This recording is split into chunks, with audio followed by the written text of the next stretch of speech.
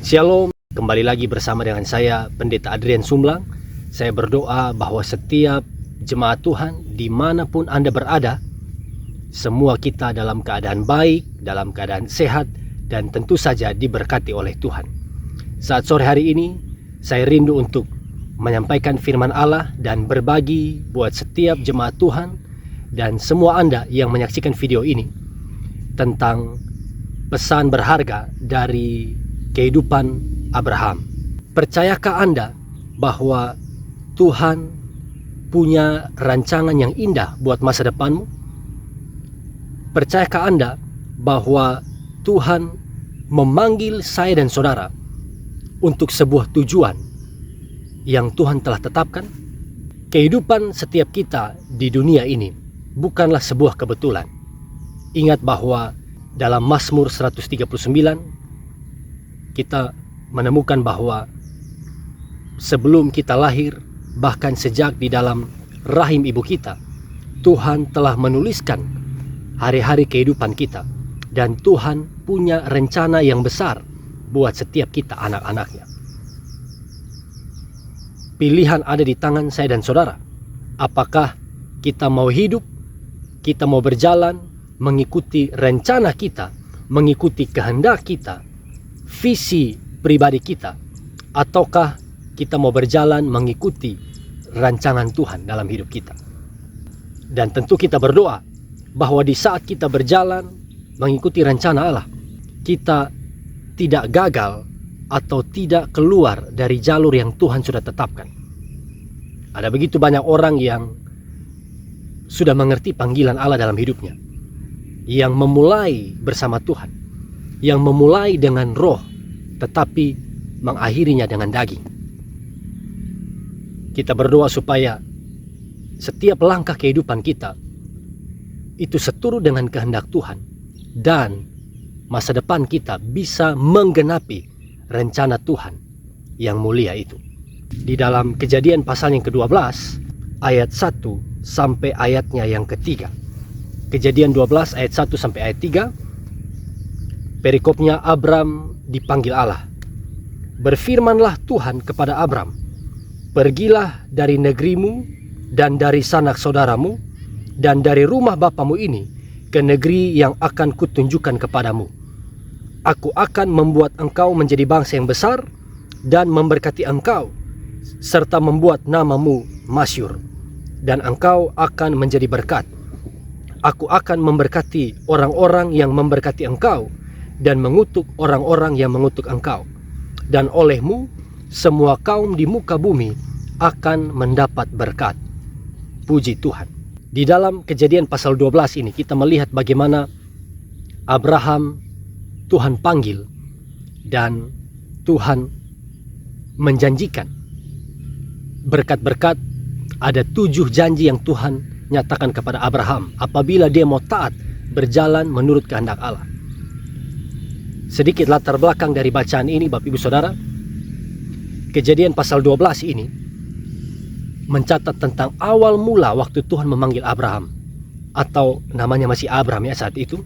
Dan ini merupakan awal dari catatan sang penulis atau Musa dari keluarga Abraham sampai kepada Yusuf di Kejadian 50 waktu mereka sudah ada di Mesir. Jadi kalau kita perhatikan di pasal-pasal sebelumnya, kitab Kejadian ini memberikan kepada kita catatan tentang sejarah dunia atau sejarah manusia secara umum. Mulai dari penciptaan, Kejadian pasal 1, pasal 2, pasal 3 manusia jatuh ke dalam dosa, kemudian Tuhan mengusir mereka keluar dari Taman Eden, sejarah secara umum tentang bagaimana awal mula pembunuhan, tentang bagaimana hukuman besar pertama Tuhan buat dunia, air bah, lalu kehidupan keluarga Nuh, sampai kepada Menara Babel dan bangsa-bangsa atau orang-orang yang diserahkan Tuhan ke seluruh penjuru dunia. Kemudian mulai dari pasal 12, bahkan di akhir pasal 11, nama Abraham, Tera sudah mulai dicatat. Dan masuk pasal 12, Kejadian 12, sang penulis membawa kita untuk fokus kepada kehidupan pribadi Abraham ini. Yang sekarang kita tahu bahwa Abraham adalah bapa dari banyak bangsa Secara rohani dia adalah bapa dari orang-orang percaya, leluhur dari bangsa Israel. Dari Abraham ini kita tahu, kalau kita baca di Kejadian 8, ya Kejadian 9, ada yang namanya Eber. Ya kan, Eber ini kalau dalam bahasa Inggris yang sekarang kita tahu dengan istilah Hebrew atau Ibrani, orang-orang Ibrani. Dari Eber kemudian turun ke Abraham, kemudian turun ke Ishak, kemudian Yakub yang namanya diubah oleh Tuhan menjadi Israel, ya kan? Kemudian anak-anaknya menjadi bangsa Israel yang kita kenal hari ini. Nah, Bapak Ibu jemaat yang diberkati oleh Tuhan, kalau kita memperhatikan bagian ayat firman Tuhan ini, kita langsung melihat apa pesan Tuhan buat kehidupan saya dan saudara. Yang pertama di ayat 1, berfirmanlah Tuhan kepada Abram. Saudara bisa garis bawahi frasa ini. Berfirmanlah Tuhan kepada Abram. Semua dimulai dengan pribadi Allah dan firman-Nya. Abram dipilih oleh kasih karunia Tuhan. Tuhan memilih Abram karena anugerahnya. Kita ingat Yesus pernah mengatakan bahwa bukan kamu yang memilih aku, tapi aku yang memilih kamu dan menetapkan kamu agar menghasilkan buah. Bukan kita dan kehebatan kita, atau karena performance kita, karena skill kita, Tuhan memilih kita, atau kita dipakai oleh Tuhan. Tetapi hanya karena kasih karunia Tuhan. Tuhan yang pilih, Tuhan yang pulihkan kita, Tuhan selamatkan, dan Tuhan bawa kita keluar untuk kita memberitakan kesaksian dan berita tentang perbuatan Allah yang mulia menjadi kesaksian bagi nama Allah. Berfirmanlah Tuhan kepada Abram. Perhatikan ini. Dimulai dengan pribadi Allah, sang inisiator yang memanggil dan memilih menetapkan Abram. Kemudian dimulai dengan firman. Starts with the word. Waktu Tuhan berfirman, Abram meresponinya dengan iman. Dalam Roma pasal 10 ayat 17 sangat jelas bahwa iman timbul dari pendengaran. Faith comes by hearing, by the hearing of the word of Christ. Oleh karena pendengaran, karena firman Kristus, akan firman Kristus. Di bagian awal ini saudara, renungkan ini. Apakah sebagai orang-orang percaya kita masih memiliki hati untuk firman Allah? Apakah kita masih mengutamakan firman di atas segala-galanya? Introspeksi waktu pembacaan Alkitab masing-masing kita. Introspeksi diri kita. Apakah kita masih menyediakan waktu saat teduh untuk membaca, merenungkan firman Allah? Semakin kita memperhatikan, membaca, dan merenungkan firman, maka kita akan semakin kuat dan kita akan semakin bertumbuh di dalam iman. Hati-hati, semakin kita melalaikan pembacaan ayat firman Allah atau pembacaan Alkitab, perlahan-lahan kita akan semakin lemah.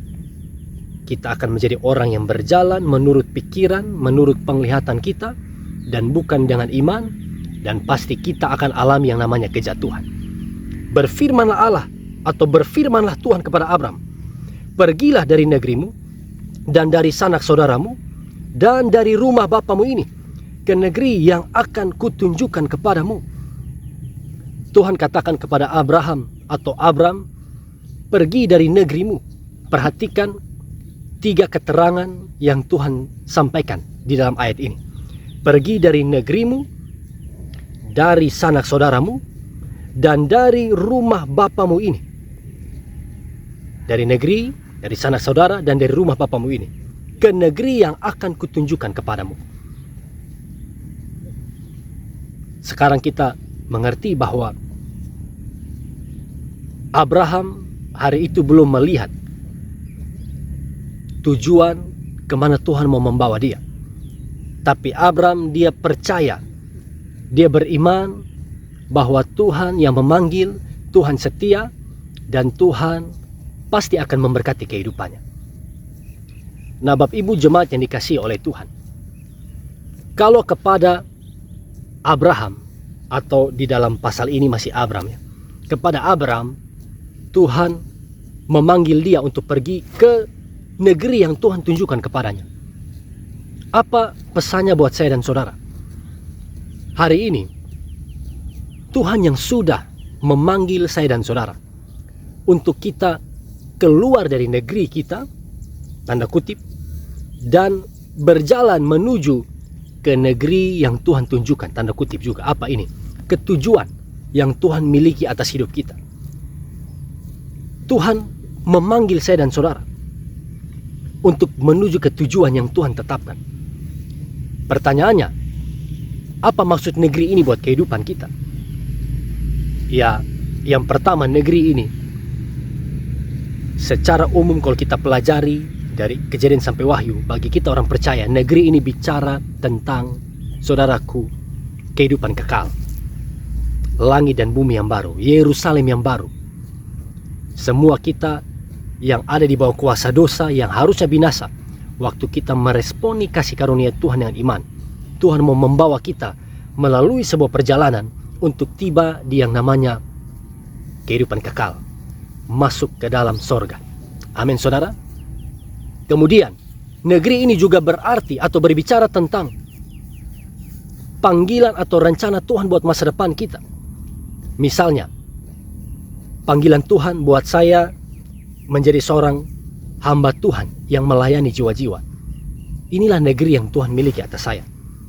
Dan saya harus taat, saya harus berjalan mengikuti rencana Tuhan agar saya sampai kepada tujuan ini. Tuhan memanggil kita masing-masing. Ada di antara saudara yang Tuhan panggil sebagai seorang dokter, sebagai seorang guru, sebagai seorang pengusaha. Itulah tujuan Tuhan buat hidup Anda. Dan waktu Anda berjalan mengikuti kehendak Allah, maka rencana Tuhan yang sempurna pasti akan digenapi. Bukan hanya tentang menjadi seorang guru, menjadi seorang dokter, tetapi bagaimana kita menjadi dokter, guru yang mempermuliakan Allah. Amin, saudara. Dan yang ketiga, negeri ini mungkin bagi kita berbicara tentang secara harafiah sebuah kota yang baru, sebuah tempat wilayah yang baru, di mana Tuhan mau kita pergi dan kita menjadi berkat di sana. Kita sering dengar cerita tentang misionaris-misionaris, hamba-hamba Tuhan yang waktu Tuhan panggil, lalu mereka harus pergi ke sebuah tempat yang baru, pergi ke kota-kota tertentu. Tujuannya apa? Untuk melayani jiwa-jiwa di sana. Inilah arti dari negeri tersebut. Tuhan tetapkan sebuah tujuan buat kehidupan kita. Tuhan bilang kepada Abraham, pergilah dari negerimu, dari sanak saudaramu, dari rumah bapamu, ke negeri yang kutunjukkan kepadamu. Bagian Abraham adalah taati itu. Dia harus meresponi perintah Allah. Bagian kita adalah apa? Mari kita tunduk dan taat, mengikuti arahan Tuhan, mengikuti perintah Allah. Pergilah, berjalanlah menuju ke negeri yang Tuhan tetapkan dalam kehidupan kita.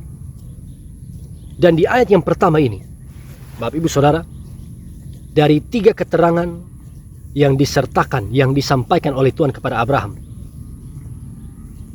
ada pesan spesial buat setiap kita. Tentu ini bukan hanya saja kita baca secara harafiah, tapi ada makna rohaninya. Yang pertama, Tuhan memerintahkan Abraham untuk pergi dari negerimu. Apa maksud negeri ini secara rohani buat kita? Negeri ini, Bapak Ibu Saudara, berbicara tentang apa? Tempat tinggal lama kita, kehidupan masa lalu kita. Apalagi kehidupan kita sebagai manusia lama. Negeri ini bicara tentang keadaan masa lalu kita, saat kita masih hidup dengan cara duniawi, saat kita masih hidup dipimpin kedagingan dan mengutamakan nafsu kita, hidup dalam dosa. Tuhan katakan, pergi dari negerimu, tinggalkan masa lalumu, tinggalkan kehidupan lamamu, menuju ke negeri yang aku tunjukkan kepadamu. Ini arti dari negeri. Tidak bisa tidak. Kita tahu bahwa Tuhan mau untuk saya dan saudara agar kita mengenakan manusia baru. Ini pesan kuat di dalam perjanjian baru, bahwa barang siapa yang ada dalam Kristus, dia adalah ciptaan baru. Yang lama sudah berlalu, yang baru sudah datang. Kita tidak lagi hidup menjadi hamba dosa, tapi setiap orang yang dipanggil oleh Allah, setiap kita yang berjalan di dalam kehendak Tuhan, kita wajib meninggalkan kehidupan lama kita dan hidup dengan penuh komitmen di dalam kebenaran, hidup dan berusaha untuk memiliki karakter Kristus, menghasilkan buah-buah roh, buah rohani melalui seluruh kehidupan kita. Pergi dari negerimu, ini yang pertama. Yang kedua, dari mana? Dari sanak saudaramu. Apa maksudnya ini buat kita? Saat kita dipanggil oleh Tuhan, saat kita berjalan di dalam jalur atau rencana Allah, artinya Tuhan harus menjadi yang prioritas, bukan keluarga. Saya ulangi, Tuhan harus menjadi yang terutama, prioritas, bukan keluarga kita lagi. Jangan sampai kasih kita atau kesetiaan kita pada keluarga ini menghambat atau menghalangi kita untuk berjalan di dalam rencana Allah. Kita juga tentu sering mendengar ya kesaksian tentang orang-orang yang mereka belum pernah mengenal Yesus, punya latar belakang dari agama lain, dan oleh anugerah Tuhan mereka percaya kepada Yesus lewat suatu peristiwa, tapi keluarga mereka menolak. Keluarga mereka melarang mereka, beri ultimatum. Kalau kamu ikut Yesus, kalau kamu pindah agama, tidak boleh tinggal lagi di rumah. Kamu bukan lagi anggota keluarga. Dan apa? Orang-orang ini ambil komitmen. Mereka rela kehilangan keluarga. Mereka rela berdiri pertahankan iman meskipun harus menderita, meskipun harus dibuang oleh keluarga. Tapi kasih mereka pada Tuhan membuat Tuhan menjadi prioritas yang terutama dalam hidup mereka. Bahkan hamba-hamba Tuhan yang sekolah teologi sekarang jadi hamba Tuhan yang luar biasa. Dulu sempat dibenci, ditentang oleh siapa? Keluarga sendiri. Keluarga yang harusnya menjadi penopang, yang harusnya mendukung, mengasihi orang terdekat, tapi justru yang menghalangi hamba-hamba Tuhan ini untuk berjalan dalam rencana Allah. Tuhan bilang apa? Pergilah dari negerimu dan dari sanak saudaramu. Tuhan nomor satu, bukan keluarga. Kita masih ingat Yesus katakan apa? Barang siapa yang mau mengikut aku, ia harus membenci ayahnya, ibunya, membenci saudaranya laki-laki dan saudari perempuan, baru dia layak untuk mengikut aku. Tentu kita tidak tafsir secara harafiah, ia akan lurus-lurus. Oh, kalau saya ikut Tuhan, kalau saya pelayanan, saya harus benci keluarga saya. Bukan, saudara. Artinya adalah Tuhan sedang memberi penekanan betapa seriusnya kita harus mengutamakan dia. Bahkan keluarga sekalipun, kalau menghalangi hubungan kita dengan Tuhan, kita tidak boleh kompromi. Ini bukan hal main-main. Amin, saudara. Yang ketiga, Tuhan katakan apa? Dari rumah bapamu. Pergi dari negeri, dari sanak saudara, dari rumah bapamu. Rumah bapamu ini bicara tentang apa? Bapak ibu saudara bisa catat ini. Ini bicara tentang zona nyaman kita. Ini bicara tentang rumah kita.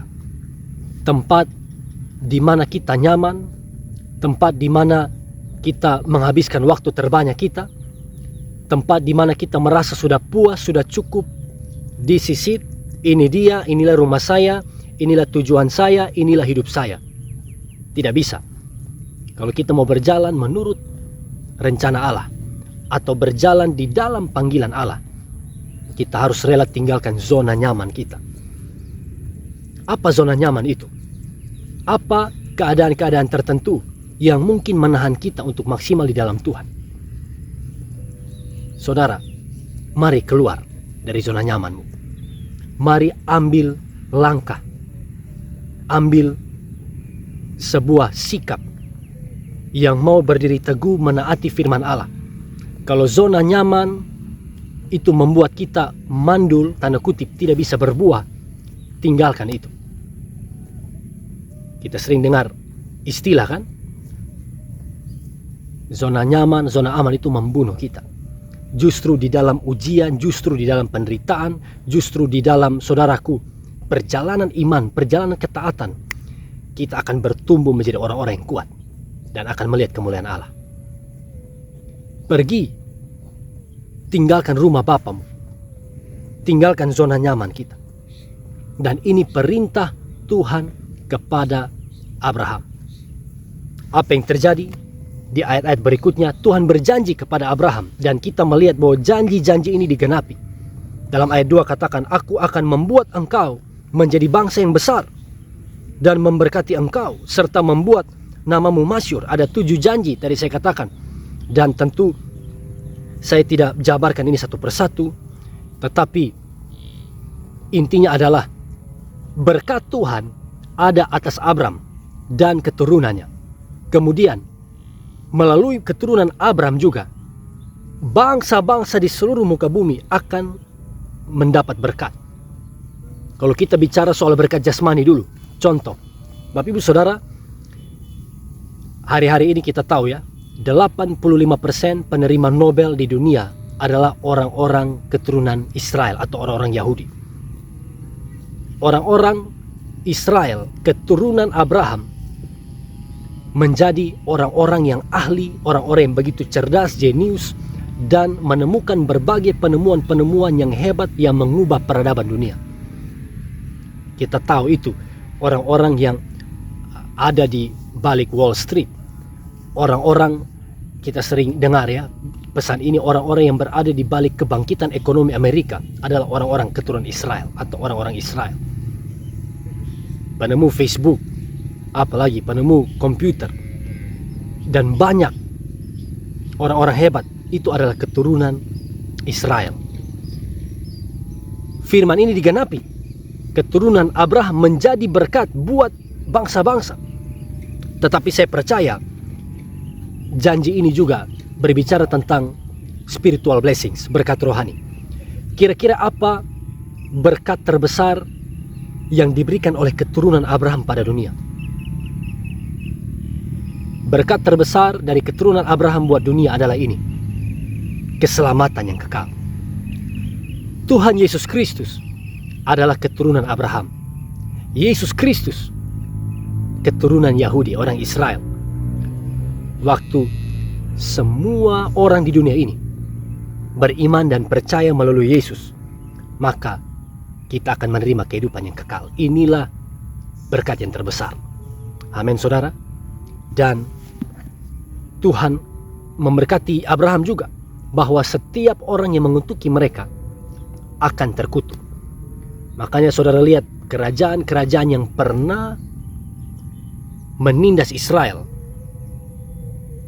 pasti juga berakhir dengan nasib yang buruk, bahkan mungkin lebih buruk.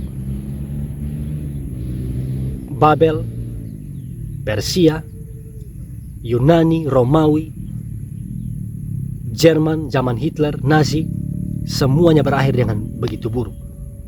Siapa yang mengutuki Abraham akan terkutuk. Bapak Ibu jemaat yang diberkati oleh Tuhan, bagian berikutnya kita melihat bagaimana sesudah Tuhan menyatakan perintahnya, sesudah Tuhan menyatakan janjinya buat Abram. Dalam ayat yang keempat, kita lihat teladan Abram luar biasa. Ayat 4 katakan seperti ini: lalu pergilah Abram seperti yang difirmankan Tuhan kepadanya. Pergilah Abram seperti yang difirmankan Tuhan kepadanya.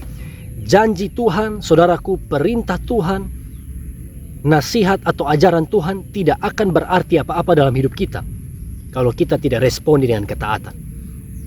Pergilah Abram. Kita belajar dari Abraham, dia taat. He obeyed the Lord's command. Waktu dia taat kepada Tuhan, janji itu terjadi.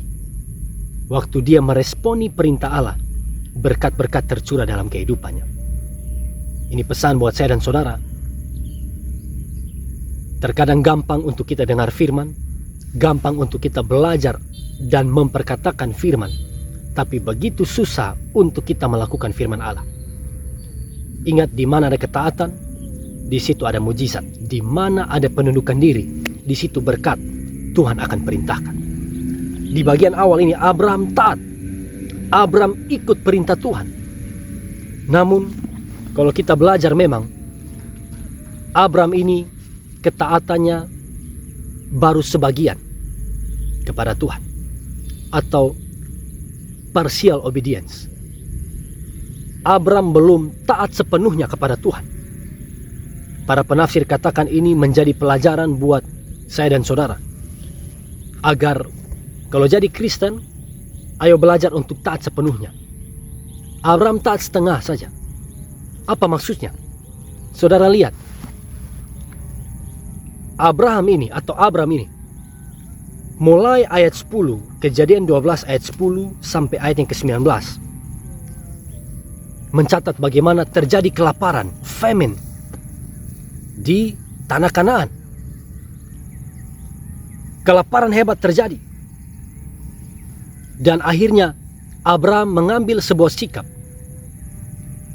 pergi ke Mesir. Dan ini dikatakan bahwa sikap yang salah. Karena apa? Mesir ini adalah gambaran dari dunia. Terjadi krisis kelaparan dan Abraham tidak mau beriman percaya penuh pada Tuhan. Tapi dia bergerak mengikuti pikirannya dan diambil pilihan yang salah. Bukan ikut petunjuk Tuhan. Dan ini akhirnya apa? Menghasilkan banyak dosa-dosa yang lain. Kita akan lihat sebentar. Kelaparan di tanah Kanaan, saudara, ini merupakan ujian yang pertama. Sebenarnya ini adalah testing times. Ini adalah ujian yang Tuhan berikan pada Abraham. Ujian apa? Tuhan berjanji kepada Abraham, pergilah ke negeri yang kutunjukkan kepadamu. Aku akan memberkati engkau. Tuhan memberikan janji yang luar biasa. Tuhan berikan negeri, sebuah daerah, tanah yang baru buat Abraham. Tetapi ada kelaparan. Berkat ini disertai dengan ujian, disertai dengan famine. Bukankah ini pesan buat kita? Sebagai orang percaya, saudara, kita harus tetap berwaspada, berjaga-jaga, dan belajar untuk tetap kuat. Kenapa? Biasanya sesudah perkara besar, sesudah janji yang hebat, ujian akan Tuhan izinkan datang dalam hidup kita. Kehidupan Kristen ini, kehidupan kita berbicara tentang ujian. Kenapa Tuhan menguji Abraham? Tuhan mau melihat kesetiaan iman Abraham kepada Tuhan. Tuhan uji saya dan saudara, tujuannya apa? Bukan untuk membuat kita hancur. Kalau Tuhan menguji saya dan saudara, kenapa? Karena Tuhan ingin memurnikan iman kita. Amin. Testing atau ujian yang Tuhan izinkan terjadi di hidup kita. Apa itu? Mungkin perlakuan buruk orang lain, mungkin sakit penyakit, mungkin kegagalan, mungkin krisis sama seperti yang Abraham alami di Kejadian 12. Sebenarnya merupakan kesempatan buat Abraham melihat kemuliaan Allah dinyatakan. Ujian yang berat yang hari ini Tuhan izinkan kita lihat, saudara, sebenarnya itu adalah kesempatan untuk kita alami mujizat. Abraham salah mengambil langkah. Abraham pergi ke Mesir, dia mengandalkan dunia. Kalau kita perhatikan Kejadian pasal 12 ayat 10, ketika kelaparan timbul di negeri itu, pergilah Abraham ke Mesir untuk tinggal di situ sebagai orang asing. Sebab hebat kelaparan di negeri itu. Kalau kita lihat di peta, para penafsir katakan ini salah satu pesan juga ya. Kanaan atau daerah Israel itu kan ada di bagian atas. Kalau di peta dia di bagian kanan, daerah timur sebelah kanan atas. Sedangkan Mesir ada di daerah selatan di bagian bawah. Jadi kalau orang-orang dari Israel pergi ke Mesir, artinya mereka turun. Ditafsirkan oleh para penafsir kalau dari Israel ke Mesir itu turun. Orang yang mengandalkan dunia, orang yang mengandalkan kekuatan sendiri, itu sedang alami penurunan. Tapi sebaliknya, orang dari Mesir, orang dunia, kalau datang ke Israel, bicara soal apa? Kehidupan di dalam firman, kehidupan di dalam kehendak Allah. Mereka alami yang namanya kenaikan. Mereka alami yang namanya berkat. Abram pergi ke Mesir waktu krisis terjadi. Sekali lagi Bapak Ibu, jemaat yang diberkati Tuhan, di tengah-tengah ujian, krisis, atau mungkin penderitaan yang berat, masihkah kita beriman teguh kepada Tuhan? Masihkah kita setia, bertahan, dan percaya bahwa di balik ujian ini Tuhan pasti akan memberkati, memulihkan kehidupan saya? Kalau tidak pun, masihkah kita berkata, Tuhan Engkau baik dalam kehidupan saya?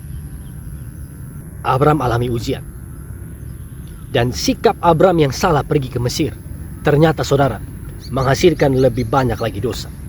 Contohnya, kalau kita baca di ayatnya yang ke 11, 12 seterusnya, di Mesir saudara, Abram berpikir bahwa orang-orang kafir ini, orang-orang Mesir ini, biasanya tradisi yang Abram tahu adalah mereka kalau melihat seorang wanita cantik, apalagi Firaun ya, siapapun yang mereka inginkan, mereka rela lakukan apapun untuk dapatkan wanita itu.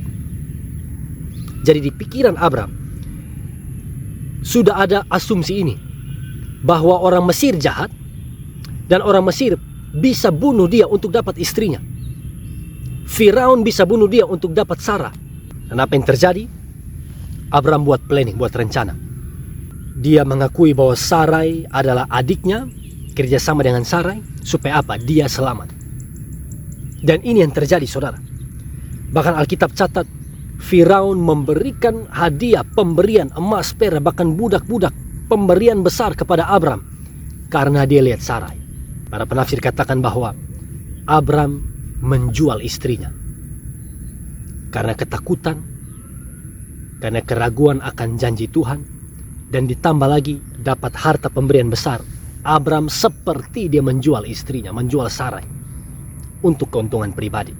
Saya bacakan Kejadian pasal 12 ayatnya yang ke-16. Kejadian 12 ayat 16. Firaun menyambut Abram dengan baik-baik karena ia mengingini perempuan itu.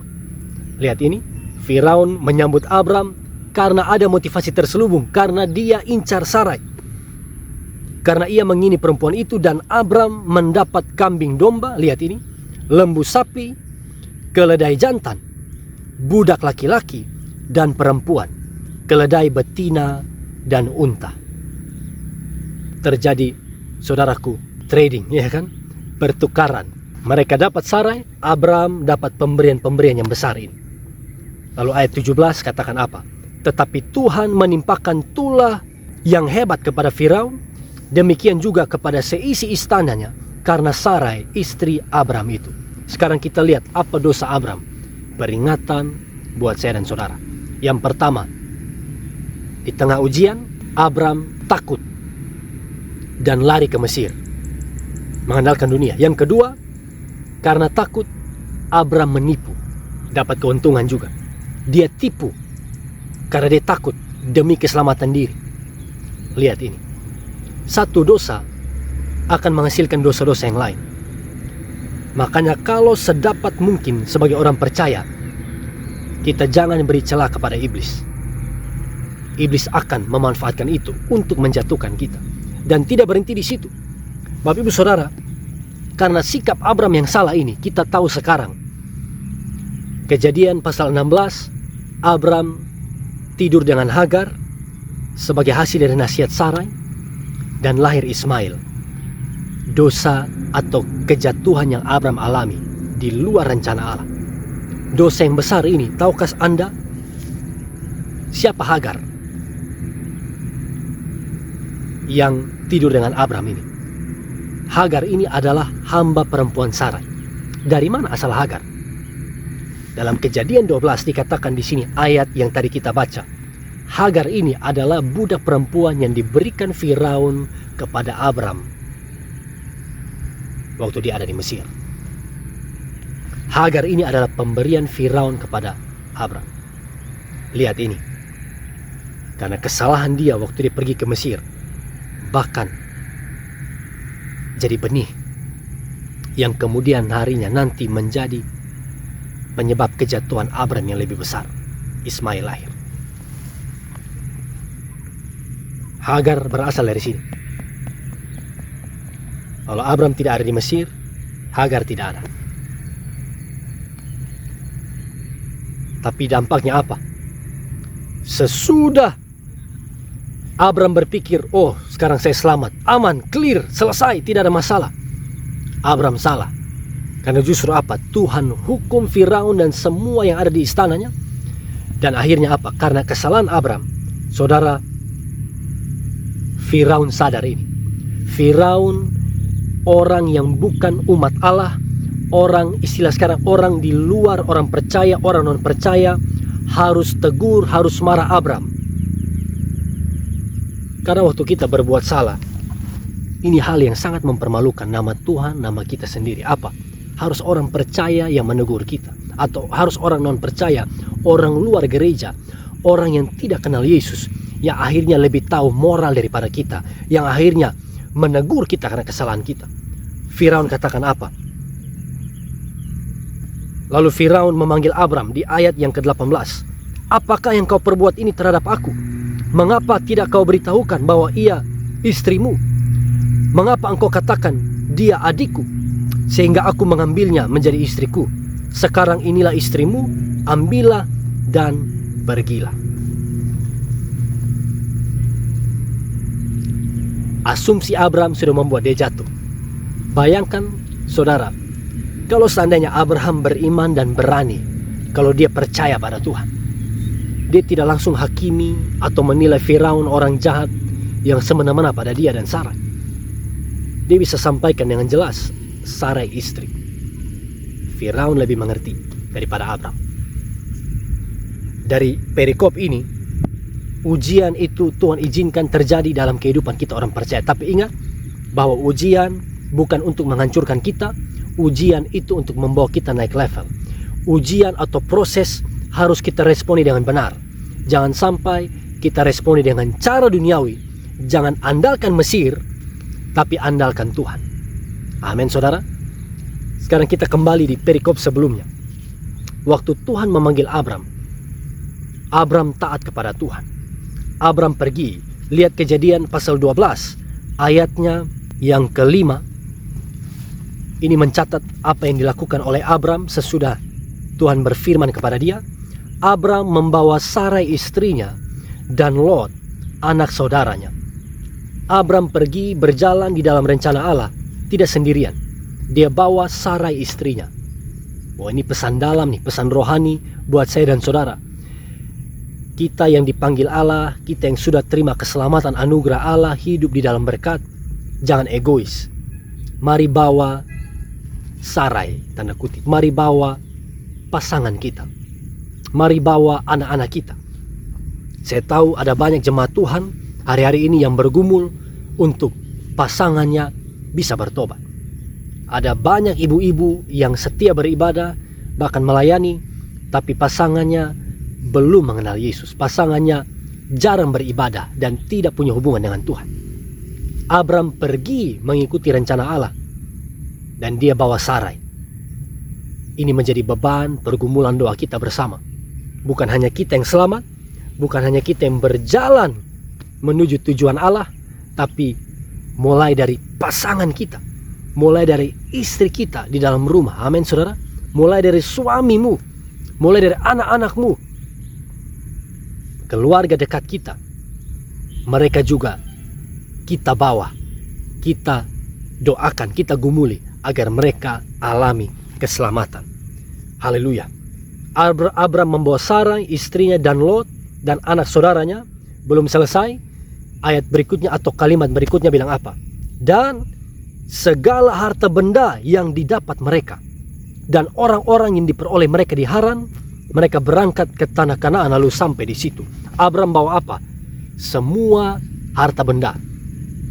Semua harta bendanya. Inilah kehidupan dari orang-orang percaya yang sejati. Kalau kita masuk dalam rencana Allah, Kalau kita berjalan di dalam tujuan Allah, pasti harta benda kita juga kita bawa. Kita pakai berkat, kita pakai harta kekayaan yang merupakan titipan Allah, kasih karunia Allah dalam hidup kita. Jangan kikir, jangan simpan untuk diri sendiri, tapi bawa harta benda kita juga untuk apa? Dipakai untuk pekerjaan Allah, dipakai untuk mempermuliakan nama Tuhan. Abraham membawa segala harta bendanya. Amin, saudara. Dan tidak berhenti sampai di situ. Dari ayat 6 saya bacakan, Abraham berjalan melalui negeri itu sampai ke suatu tempat dekat Sikem, yakni pohon tarbantin di More. Kalau orang Kupang kita sering salah baca, pohon tabanting, bukan pohon tabanting, pohon tarbantin di More, saudara. Waktu itu orang Kanaan diam di negeri itu. Ayat 7, ketika itu Tuhan menampakkan diri kepada Abraham dan berfirman, Aku akan memberikan negeri ini kepada keturunanmu. Maka didirikannya di situ mezbah bagi Tuhan yang telah menampakkan diri kepadanya. Saudara lihat ini. Abraham di dalam perjalanannya menuju negeri yang Tuhan janjikan. Ada dua hal yang menjadi tema besar dalam kehidupan Abraham. Ada dua hal ini. Apa itu? Di dalam perjalanannya, Abraham selalu membangun mezbah untuk Tuhan. Dia membangun altar, dia membangun mezbah untuk nama Tuhan. Mezbah ucapan syukur tentu sebagai respon dia buat kasih karunia Allah. Nah, sebagai orang-orang Kristen, kehidupan kita juga seharusnya kita isi dengan mezbah. Mezbah ini bicara tentang apa? Doa kita. Kehidupan yang bergantung penuh kepada Tuhan. Inilah arti mezbah. Abraham tiba di tempat tertentu dia bangun mezbah. Sebagai orang percaya, saudara, ada banyak tantangan, ada banyak masalah. Perjalanan kita masih panjang. Dan kita tidak bisa berjalan sendiri. Kita hanya bisa kuat kalau kita terus membangun hubungan yang intim dengan Tuhan. Kalau kita terus terhubung dengan Tuhan. Bangun mezbahmu. Bangun mezbah pribadimu, bangun mezbah keluargamu, tetap berdoa, tetap andalkan Tuhan. Amsal pasal 3, 5, dan 6 jelas. Percayalah pada Tuhan dengan segenap hatimu, dan janganlah bersandar pada kekuatanmu sendiri. Ya kan? Akuilah dia dalam segala lakumu, maka ia akan meluruskan jalanmu. Saat kita andalkan Tuhan, Tuhan pasti akan menolong kita dan membawa kita melihat berkat-berkat yang besar. Mezbah ini harus jadi warna kehidupan kita orang percaya. Mezbah ini jadi gaya hidup kita. Abraham membangun mezbah. Dan yang kedua, ini bagian terakhir, bukan hanya mezbah, tapi salah satu tema besar dalam hidup Abraham dan perjalanan dia adalah ini. Ayat 8, kemudian ia pindah dari situ ke pegunungan di sebelah timur Betel. Ia memasang kemahnya. Garis bawahi kata ini, kemahnya. Ia memasang kemahnya dengan Betel di sebelah barat dan Ai di sebelah timur. Lalu ia mendirikan di situ mezbah bagi Tuhan dan memanggil nama Tuhan. Yang kedua adalah ini, kemah. Ini salah satu tema besar dalam perjalanan Abraham. Apa maksudnya kemah ini?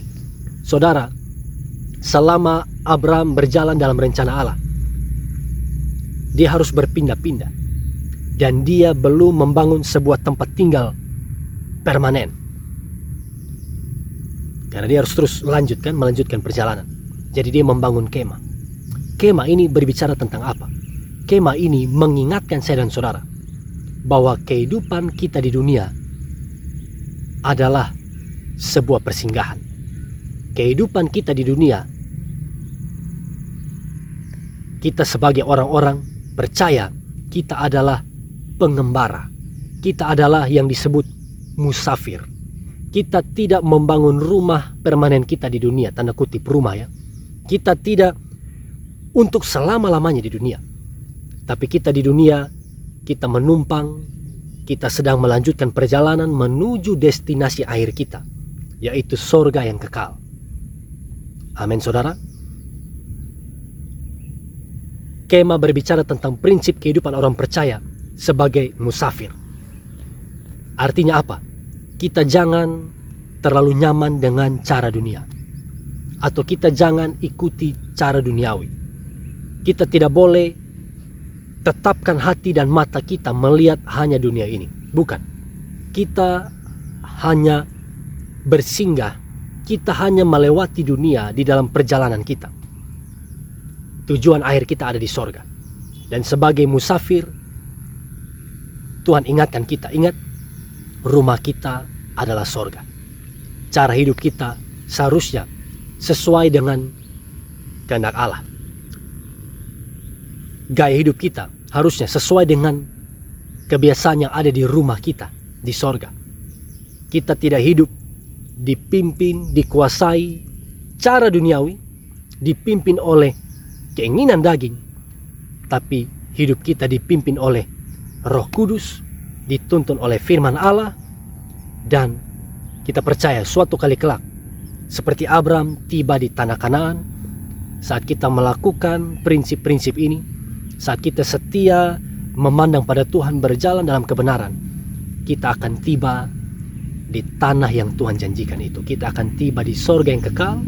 Kita akan menggenapi rencana Allah dalam hidup kita, dan kita akan, saudaraku, memiliki hidup yang berkenan di hadapan Tuhan dan menjadi berkat bagi banyak orang. Kiranya renungan firman Tuhan hari ini memberkati setiap kita, dan mari kita berdoa bersama-sama untuk mengakhiri pemberitaan firman Allah ini.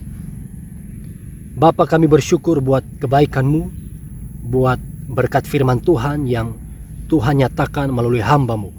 Kami percaya, kami hidup, kami kuat, kami bertahan, kami diberkati karena firman.